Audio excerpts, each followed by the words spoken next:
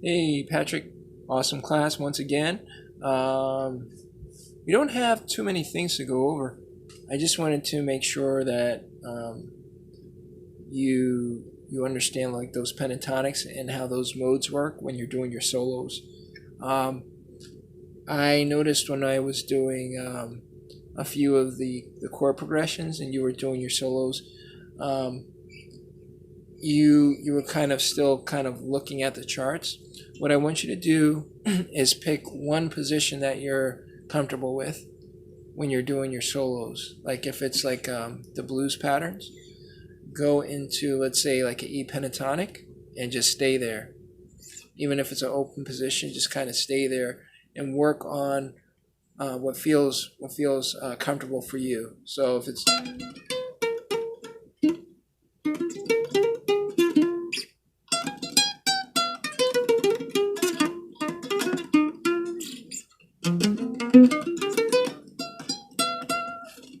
and you just stay there, just stay there until you get comfortable with one of those positions, because each of those positions has all the notes in that pentatonic.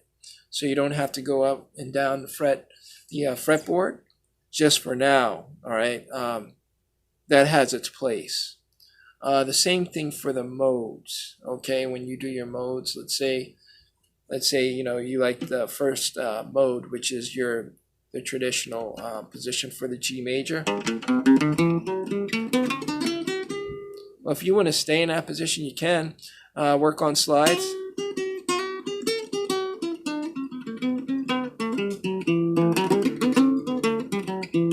Right, and just kind of work on different things that you can do in that mode. I want you to work at where you're most comfortable, what you're most familiar with, and then as you get more familiar with the other positions, then you go right into those when you do your solos, right? That's kind of where you are right now. I'm showing you this because when you get into when you're doing your the Stand By Me song,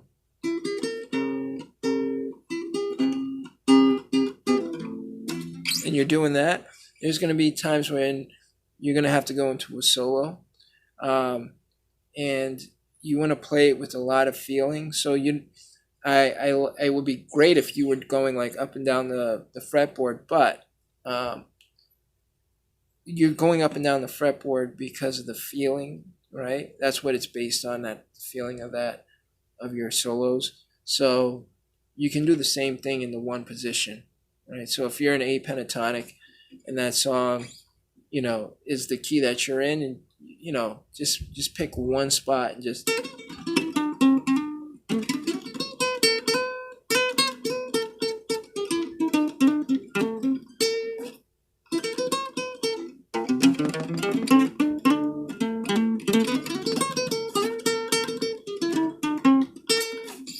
and just kind of and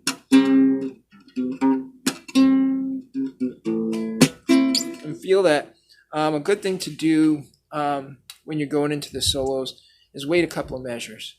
Wait a couple of measures for the song to play.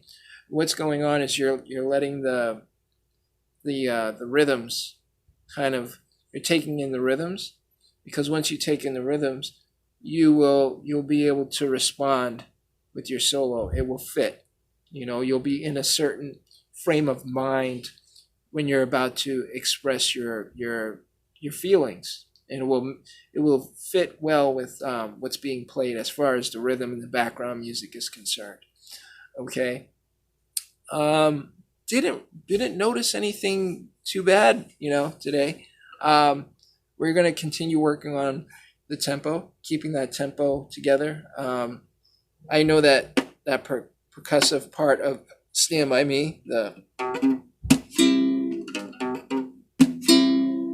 try to keep that in mind even when you're practicing, because what you do in practice is what you're going to do for real.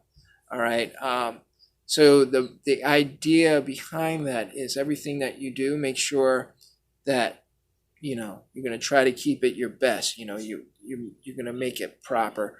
When you do that, it's just going to add to the natural way that you play. It'll become habit, right? So you'll develop like a muscle memory, and you'll also get confident, and you'll also know exactly what's going on at all times, even when it's a material that you haven't seen before. Okay, so those are little tidbits of information. Remember, when you're doing your solos, if you're using pentatonics, try to slide into those.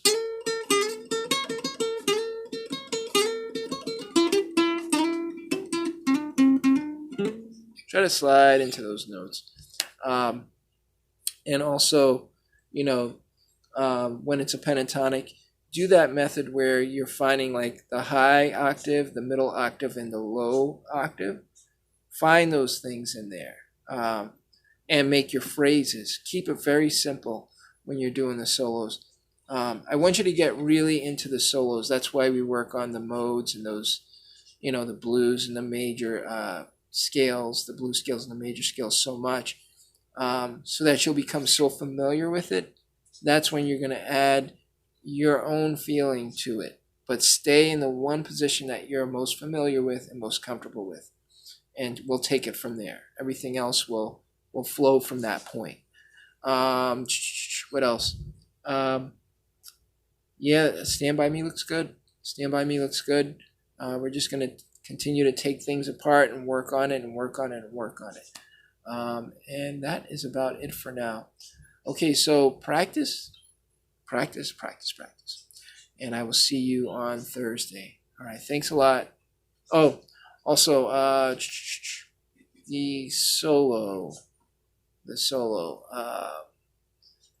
That is in the other video, but I'm going to just do the first part of it.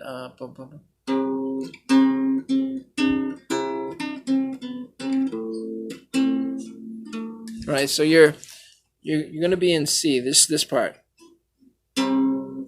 You're going to hit, your second string is going to be really important, because that's,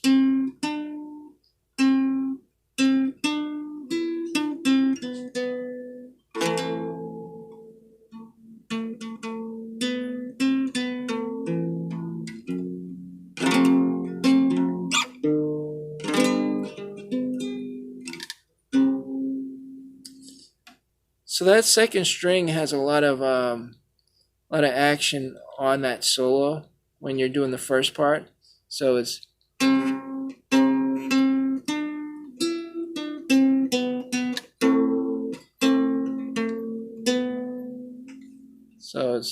second string. You're in an A minor there, so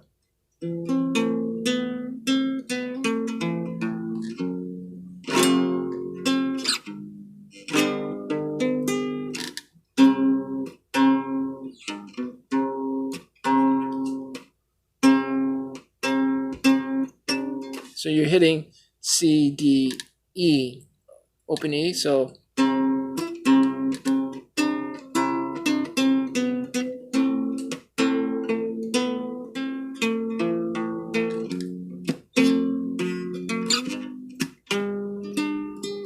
and then you go back into the C.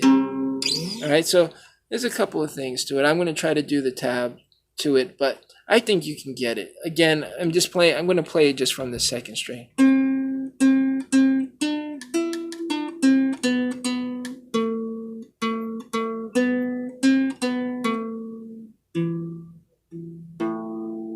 Or, yeah, I think. Yeah, you can hit the A there too, and then go into the F.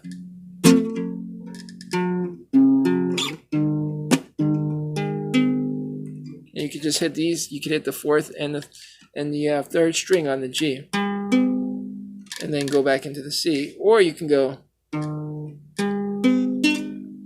So you can go 4, 3, 2, or 5, 4, 3, 2, and then into the C.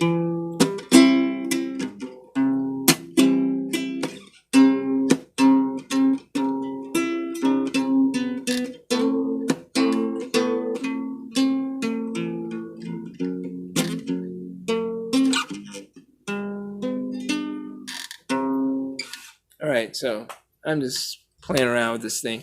But anyway, take a look at that last video and practice everything.